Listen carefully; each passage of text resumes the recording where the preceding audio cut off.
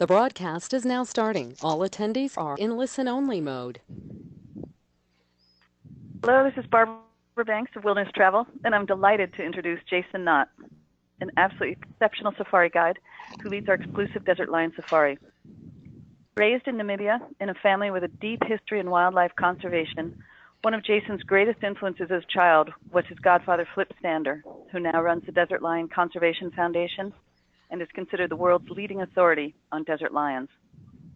On our world-exclusive safari, Jason shares the wonders of Namibia with behind-the-scenes experiences with Save the Rhino Trust and the incredible experience of bringing you out into the field to meet Dr. Flip Stander, where you can encounter the world's only population of desert lion. Participation in this safari directly contributes to the work that Dr. Flip Stander is doing that's ensuring the survival of desert lion. I think that this comment from a past WT traveler may say it all, and I quote, "No one but Jason Nott could do justice to this trip. His intimate knowledge of the country and experience with the wildlife and conservationists, especially his relationship with Dr. Flip Stander, were extraordinary." This webinar is being recorded, so if you have to step away for any moment, don't worry about it. We will be sending out an email with the full recording to all participants, but we'll also be doing Q&A at the end. So feel free to input any questions that you may have into the control panel for the webinar, and my colleague Tad will field these questions over to Jason. So with no further ado, I'm very, very pleased and honored to introduce Jason Nott. Thank you very much for that introduction, Barbara. Kind words. Good evening, everybody, from a warm and sunny Namibia. My name is Jason, as Barbara mentioned. I'm going to be taking you on a virtual tour of In the Realm of the Desert Lion. This really is a world-exclusive conservation safari in Namibia, and Wilderness Travel is the only one that operates any safari like this. Before I delve into the safari itself, I'm just going to be talking about a couple of quick facts once they come up. Just Namibia at a glance, just to give you an idea of its size, it's larger than the state of Texas, but at the same time, it is also the second least densely populated country in the world. It's 51 times the size of the Okavango Delta for any of you that have been to Botswana before, but it is the first African nation to incorporate the protection of wildlife and its environments into its constitution. And this is just something that's unprecedented and absolutely amazing, especially for us here on the ground. And what that has led to is today that 46% and counting of Namibians' land mass is under one form of conservation or another. And this has all led to the largest population of free roaming cheetah in Africa, a growing rhino population, and recently it's also been documented that Namibia is one of the only countries with a growing elephant population.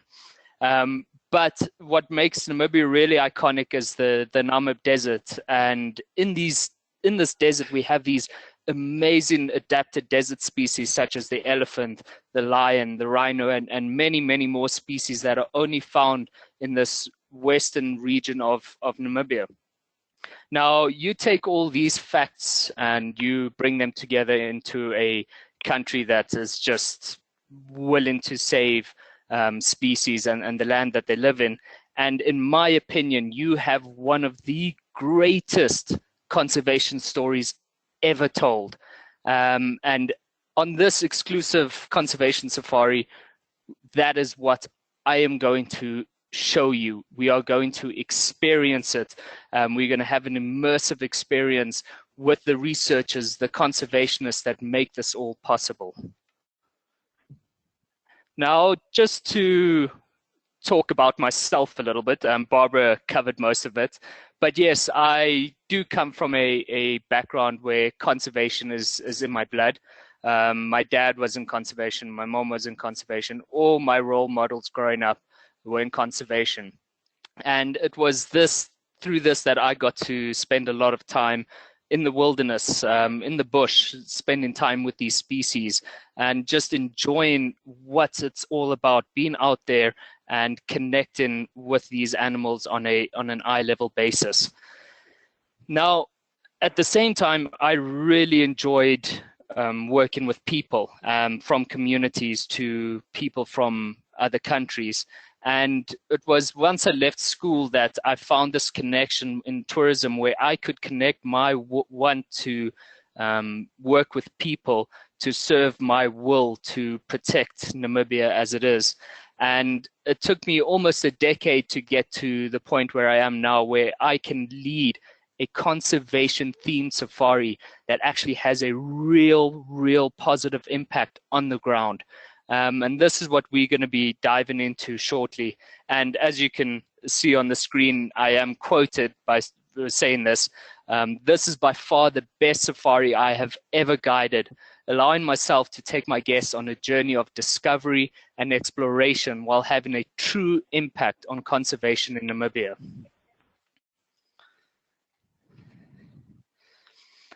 Okay, so just to what I'm going to be talking about next is I just want to, right from the get-go, before I take you on this virtual tour of the experiences that we're going to be having on this safari, I just want to outline some of the highlights that you can experience on this conservation-themed safari.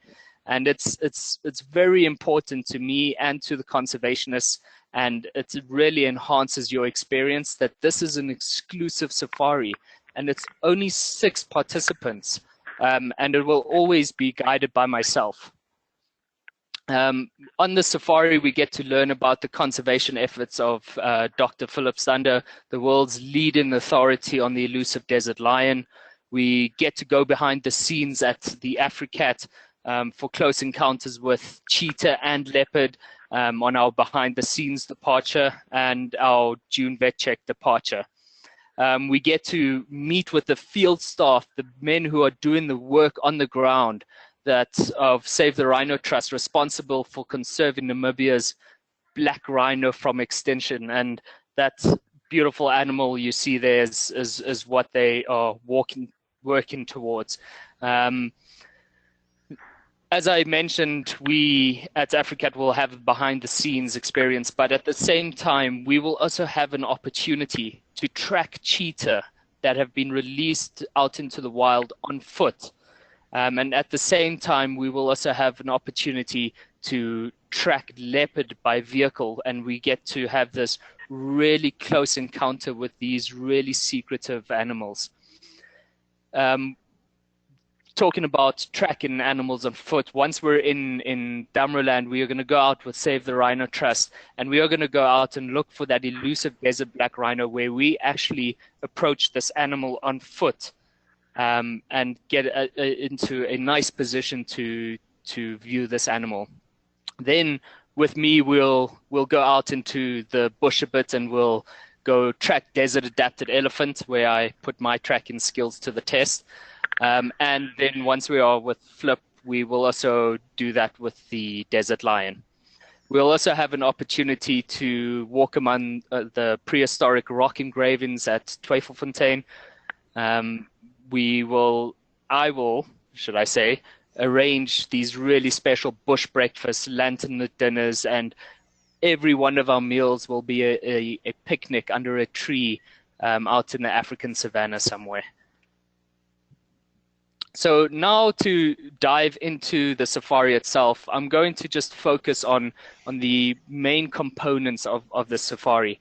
And the first one is a really special one. It's the behind the scenes at Auchinjima, or the Africat Foundation, where they have been doing a lot of work with the big cats, namely cheetah and leopard, conserving them, but also creating this education ethos with the young, in the hope that they will protect them in generations to come.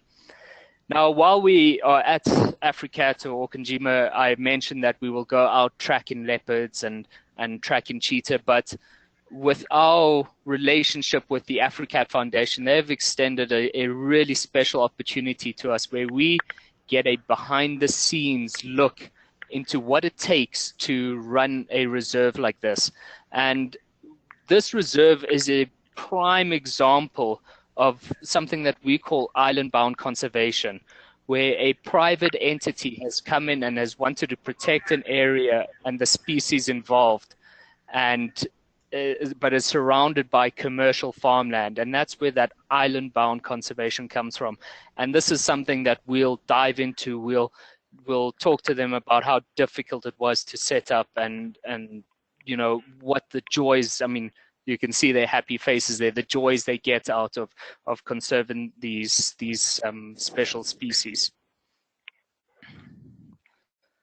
Okay, then from Okajima, we make our way west, where we actually head into the Namib Desert, which I mentioned earlier. And here our main focus is going to be the Tweefontein rock engravings, which is actually Namibia's first World Heritage Site.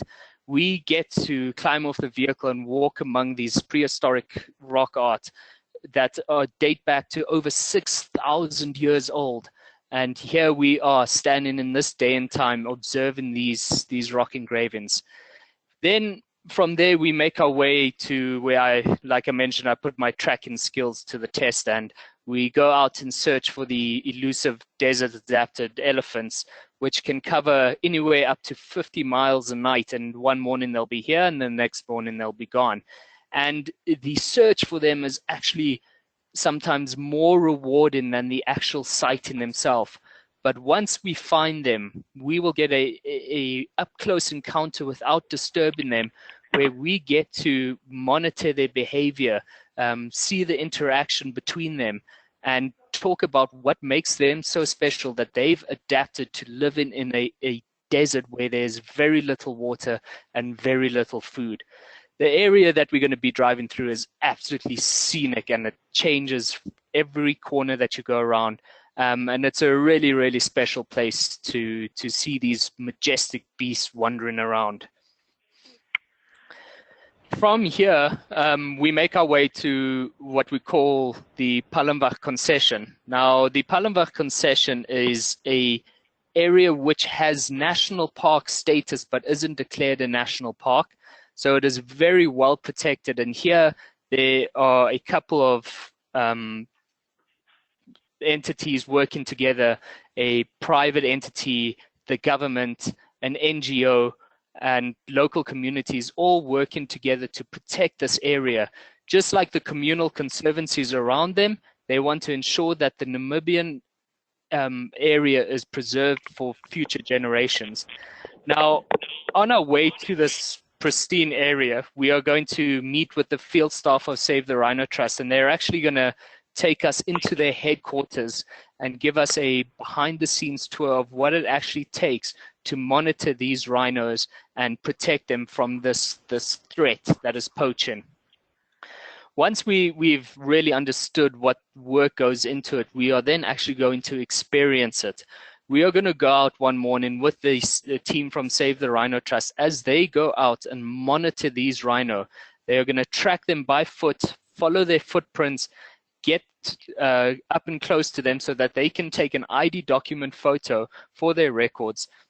We will then have the opportunity to join them for that sighting, where we are standing out of our vehicle on foot, and 300 foot away is a 1-ton rhino standing there looking at us.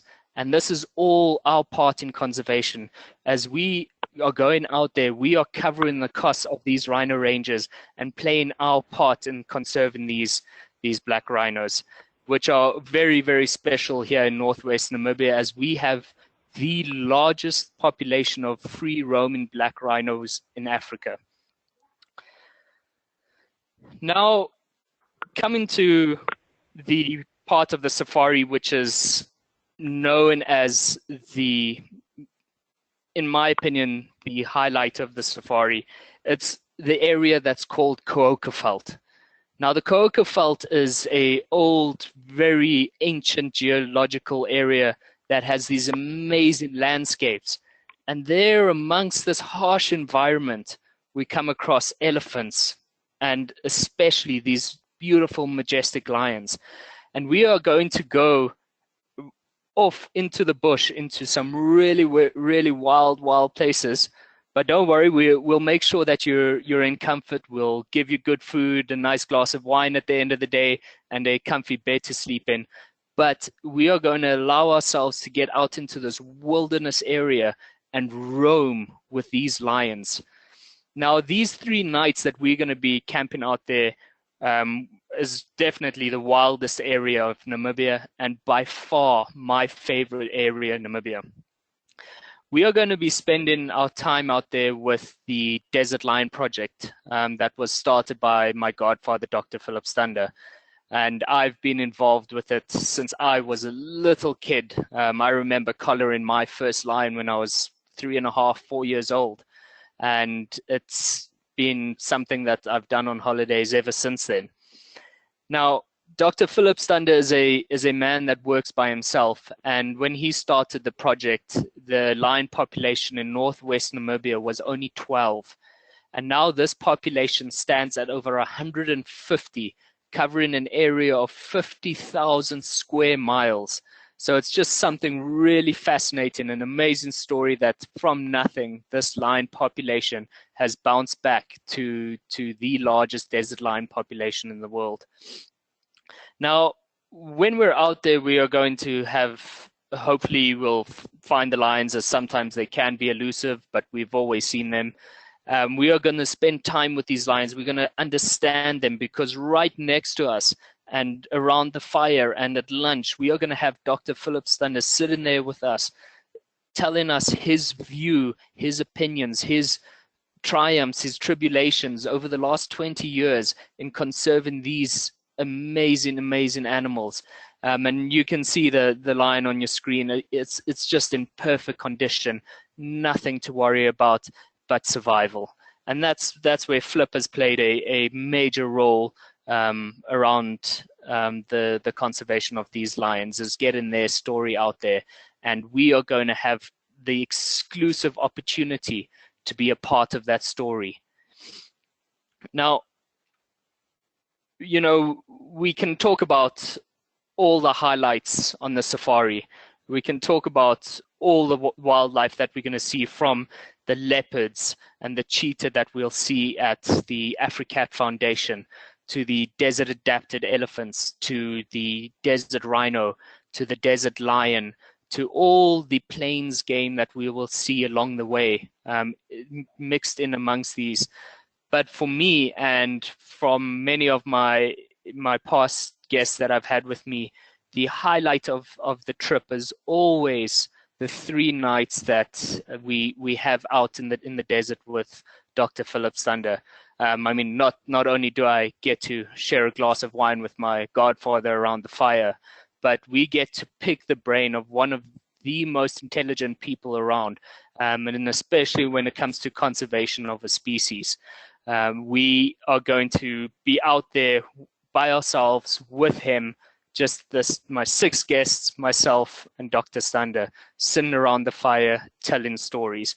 But at the same time, as great as that will be to spend time with him, we really get to see what conservation is about. This is real conservation. It's a man's dedication to conserving a species. He spends every night out in his vehicle. He has recorded the species for the last 20 years, and he has known some lions from their birth all the way through to their death. And that is true dedication. These lions are really special, and it's really something amazing to see. And another thing that makes these 3 nights really fascinating, and it's also exciting for me, is that we are joining Flip, and we adapt to his schedule. When he moves, we move. When he sits, we sit. But his schedule is determined by lions. Now, lions are so unpredictable. So up until the day before, we have no idea where we're going to be camping. But we make it work, we make it happen, and we spend 3 days with Flip on the lion schedule. And that really makes this part of the safari, which, you know, in whole is a complete safari, but this little 3-day package is just something that blows my mind every single time. Now, we can talk about the experiences, and you can talk about experiences that you've had in Africa and in other places. But most importantly, on a safari, and us as travelers, wherever we go in the world, we want to have a positive impact from our travels. If it's on a culture, if it's on conservation, if it's on land, we always want to leave a positive impact to places that we've been. And this is what this exclusive safari offers up front, is that your impact on conservation projects here in Namibia is always positive, and it has very little disturbance on the projects themselves. For instance, our contribution that we make to the AfriCap Foundation from the safari will go to continuing their research on captive versus wild big cats, and how they develop differently, and understand the species as a whole, which will then allow them to conserve them in the long run. Our contribution to Save the Rhino Trust not only goes to assisting them with monitoring this really endangered and in threat species, but it also goes to paying bonuses to the rhino rangers that allows us to monitor them and ensure that this doesn't happen. And most importantly, the time that we spend with Flip, our contribution that goes to the Desert Lion Conservation Project, will go towards covering his field costs for an entire year with the safaris that we run through Wilderness Travel. And what's really amazing is this is funding that he didn't have to go and find. Wilderness Travel has brought it to him and has allowed him to continue doing his research and his work on the ground without taking him away. Now, you might ask yourself, why go on safari? And you know, for me, a safari is a journey, but it's also learning. Now, why go on this safari is what I'm asking myself. And to be honest with you, this safari is a one of a kind. It's a world exclusive. It's only done through Wilderness Travel and through ourselves here on the ground. And Flip is a person that really likes me, and he likes dealing with me. So guests don't have this opportunity anywhere else but through us. But most importantly, it allows us and you as travelers to make a positive impact while exploring this amazing and vast and contrasting country that we call Namibia. While all the time we are focusing on special iconic species, I mean, once again, leopard, cheetah, rhino, elephant, lion, all the animals you would see on a normal safari, but we are taking it one step further and taking you to these really specially adapted species, subspecies of these animals, where you get to see them in these stark environments and really, really harsh conditions. Now, you know, if we were out and there was 24 of us sitting around a fire with Flip, it wouldn't be that greater experience. Whereas this really exclusive small group of 6 people get to spend time with not only Flip, but with the field staff from Save the Rhino Trust, with the staff at AfriCat. We get to spend this one-on-one time as a small group directly with these conservationists and researchers that give us their utmost attention, and we get to soak up so much knowledge and information on our time out there. But you know, we can talk about the experiences like I mentioned, but I just want to highlight something, is that this safari, this conservation themed safari over the last 3 years has raised over $55,000 for conservation on the ground. And that is just really something amazing. And it's conscientious travelers like yourselves that make this possible. But then on top of it, Wilderness Travel over the last 3 years has also made a massive contribution of over $20,000 to these conservation projects to make sure that these species are protected and conservation goes on forever. And it's partnerships like this that make conservation in Namibia an absolute gold mine. It's the conservation in Namibia, like I said at the beginning, the best conservation story ever told. Well, I just wanted to thank everyone for taking the time out of their busy days and just listening to what I have to say about the safari that I'm really passionate about. I just also wanted to thank Wilderness Travel for allowing me this opportunity to not only run these safaris, but also live my dream and have this positive impact on conservation here in Namibia through these safaris. So thank you very much. Well, thank you, Jason, for taking us all to Namibia on this December morning. I have to say it is one of the most astonishing places I've ever experienced on the planet, and this safari really is unparalleled. We will be sending out an email with the full webinar recording to all participants, but if you have any questions at all, please don't hesitate to email us. Use the address africa@wildernesstravel.com, or just call us on our 800 number, 800-368-2794. We have 2 departures coming up in 2018, and then we have a really extraordinary special event that we're doing in April of 2019, where we'll be gathering some of the leading conservationists, including Garth Owen Smith, who was the pioneer of Namibia's entire vision for community conservation. We'll be doing a special event which will be starting in Windhoek. We'll go up to Africat Foundation, and then we'll be in Etosha National Park.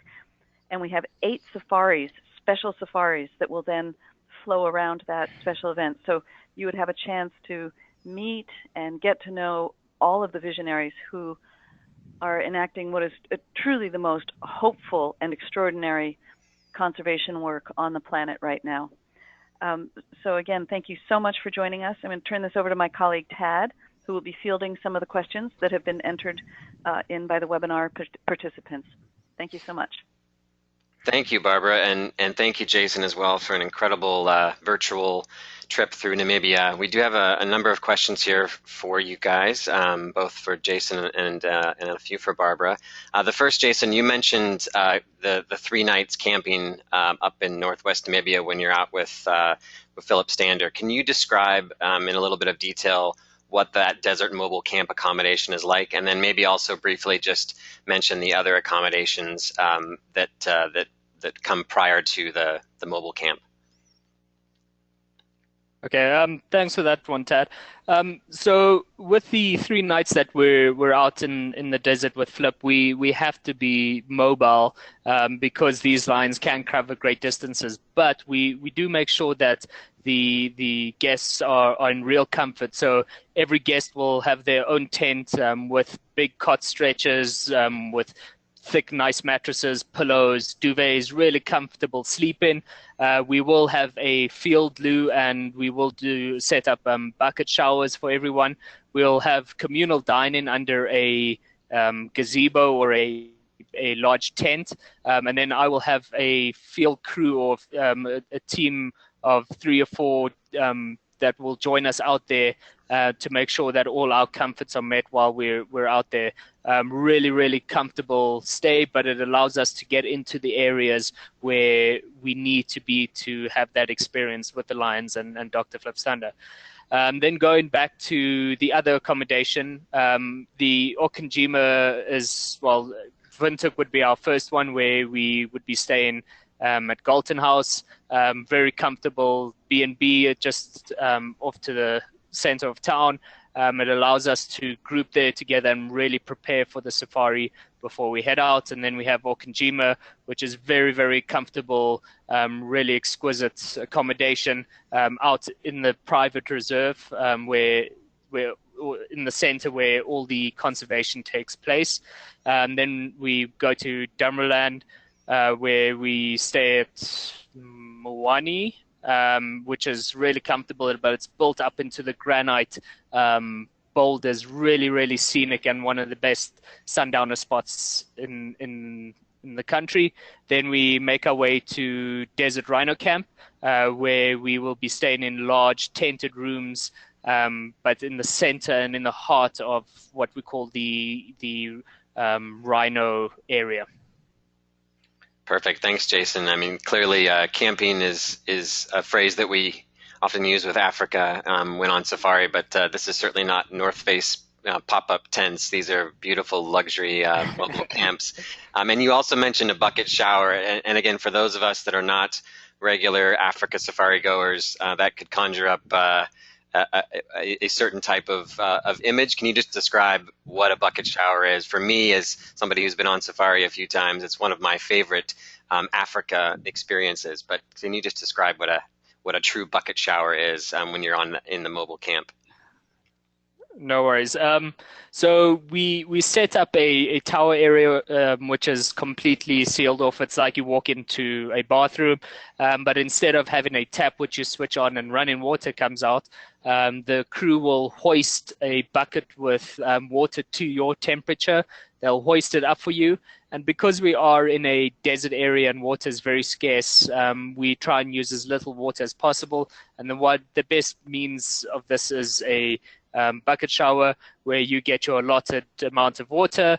You would then switch on your tap, water would flow freely, and you would get rinse yourself off and then switch your water off. Then you would soap up and then rinse off, and then by the time you are finished, you still have water left. And if I can just pipe in here, again, this is just 3 nights of the mobile camping, and the beauty of the lodges that we stay in Namibia is really something I haven't experienced anywhere else in Africa. They are designed exquisitely, as Jason mentioned about Mawani. The individual little chalets are tucked up into the boulders. I mean, it's really an exceptional experience when you're in the lodges. And the camping, they do make it superbly comfortable. You're not sleeping on the ground. You're sleeping in cots. The food is really exceptional. Level of food, and as Jason said, you get to enjoy that glass of wine around the campfire. So don't be scared off by camping. We include a lot of photos on our webpage for this trip and in the detailed itinerary, and are also happy to answer any questions. But remember that it is you're spending the majority of your nights in these really exceptional lodges that Namibia has, and then you get to have some wonderful out there experiences in the wilderness, but in true comfort. Absolutely, yeah. So, Jason, the question here, is there off-road access permitted when on your drives? If you could also just expand and talk a little bit about game viewing in general. We had a question here about whether there are other animals that you'll see besides lions, which obviously you answered with those extraordinary photos of rhino and elephant and cheetah and leopard. But just talk a little bit about how you go about your game viewing when you're out in Damarland tracking elephants, and then what you do when you're tracking rhino, for example, from Desert Rhino Camp, and then the tracking of the lions up in the far northwest. Yeah, so Ted, as we go along on our safari, we are going to have opportunities to see a vast variety of wildlife. I just pointed out the iconic species.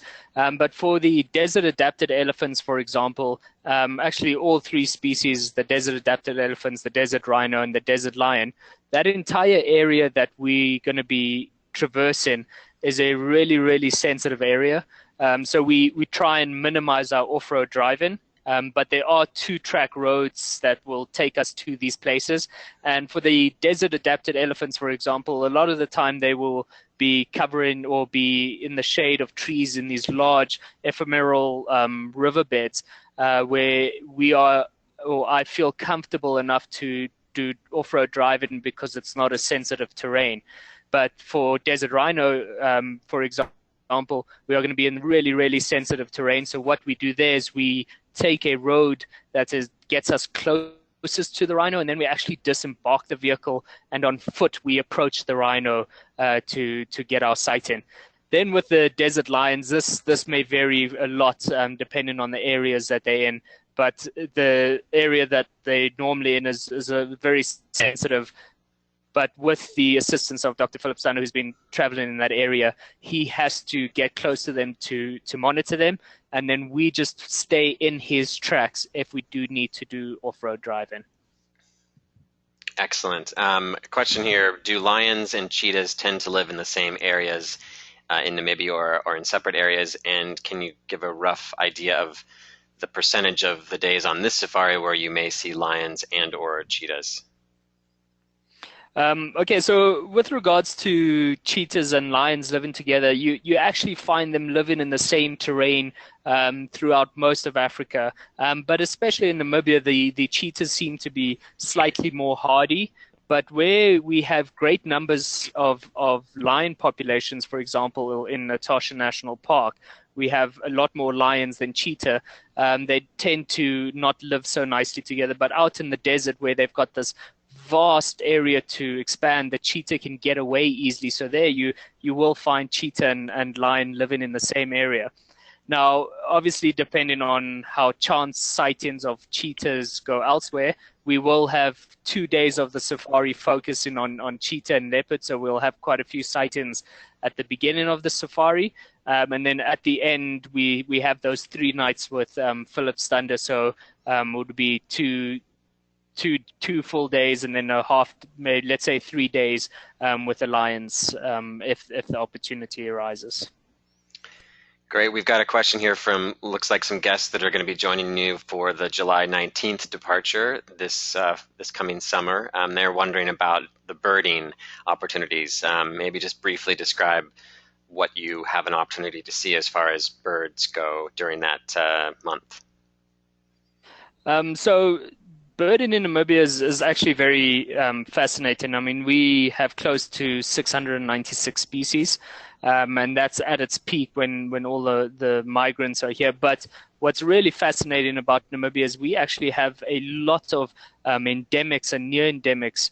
And the areas that we are going to have an opportunity to see those endemics, like the Hartlips Franklin, the white-backed shrike, Herero chat, Rupaul's Kohan, that are only found in this northwestern part of Namibia and nowhere else. So that's what makes birding on this safari really, really unique, is that we're going to be seeing species that are desert adapted and only found in this part of Africa.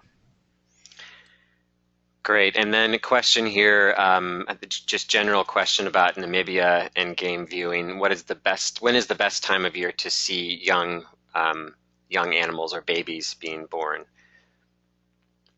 You know, and I mean, it's a fascinating time of that to see all these births, and majority of the time that will happen between, let's say December and March, depending on which species, especially with the plains game.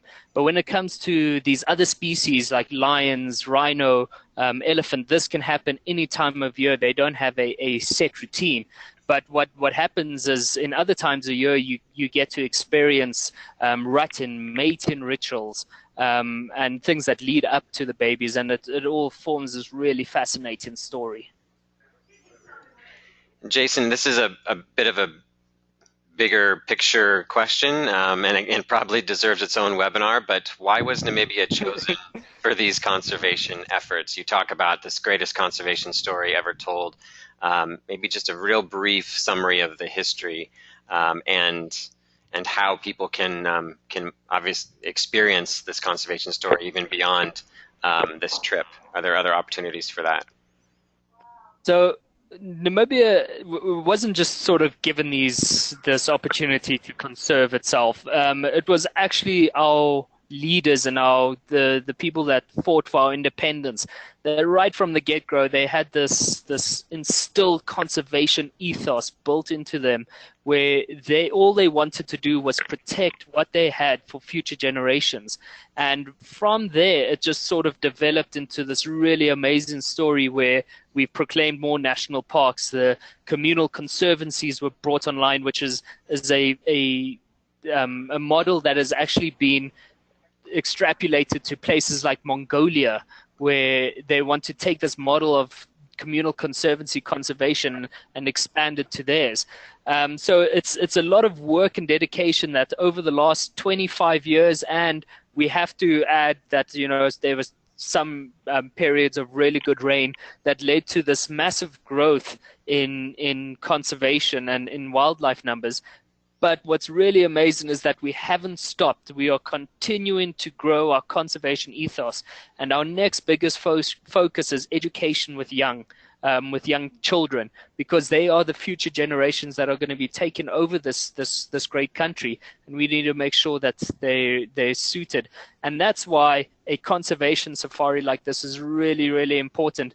But beyond that, it's any guest that comes to Namibia and plays their role in tourism where there's a positive impact on conservation it can't describe, we can't describe how great we feel about that, because every year we see it growing and growing and growing, and it makes us really proud.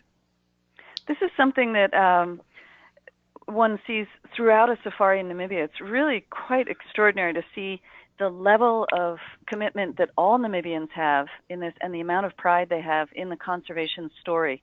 And that's why we felt it was an important enough thing to share with people, that we put together this whole special event that will be taking place in April of 2019, where, as I said earlier, we'll be gathering some of the leading conservationists in Namibia, along with some of these incredible people like Dr. Flip Stander. And that will be we're just releasing the brochure on that. We'd be happy to send that out to anyone who has interest. Just, again, send us an email at africa@wildernesstravel.com. But this would be a chance for you to actually get to know the people who came up with this vision for Namibia. And as I said, when you're traveling there, you really see the support of it throughout the population. And when you're at places like Africat, you will actually firsthand learn about from the people who are doing the outreach to the children of Namibia, to these next generations, getting them out onto the land, having the kids, encounter these big cats and so forth. It's really inspiring, and it's such a hopeful story in these days. So you would be experiencing this both on these safaris and definitely on our special conservation safari that we'll be doing in April of 2019. And following on from that, guys, question here. We have about 2 or 3 more questions, and then we'll wrap things up. But this one is related. The best reading or other preparation for the trip. So for those who want to dive into, learn more about this greatest conservation story ever told, Jason and or Barbara, do you have any recommendations for books or films or websites that might provide more information for people that want to learn more? Well, first of all, one of my first recommendations, and this really actually refers to that northwest Namibia and how the conservation of communal conservancies started and how it all developed, is called An Arid Eden by Garth Owen Smith, who's going to be one of the guest speakers at the symposium in 2019. An Arid Eden just tells the whole story of conservation in northwest Namibia. And a little something to round out Sense of Place. One of the absolute classics of adventure literature is The Sheltering Desert, which was a memoir written by these 2 young Germans who sort of hid out from the Second World War in the Namibian desert. And through it, there are just some extraordinary musings on ecology and nature and friendship as they live. It really gives you a feeling for the extraordinary desert that can look so arid and imposing from the outside, and yet to them they find in it a complete refuge. And that's the way you feel once you've been to Namibia. You understand how these species have adapted to this extraordinary environment, and so that one's a fascinating read that's considered an absolute classic.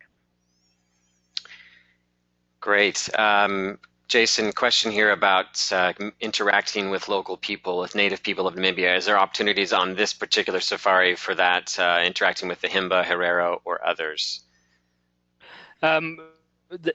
There's nothing that is scheduled on the safari itself, but when we're out here and we're out on the road and we're traveling through these areas, the opportunity always presents itself. And, if guests are wanting to do something like that, stopping on the side of the road and having a 10-minute conversation with a guy and his donkey is something that happens all the time. And it's actually a really unique experience. And Namibians are very, very welcoming just to have a chat and give you this cultural interaction. And wave you goodbye and wish you a good journey.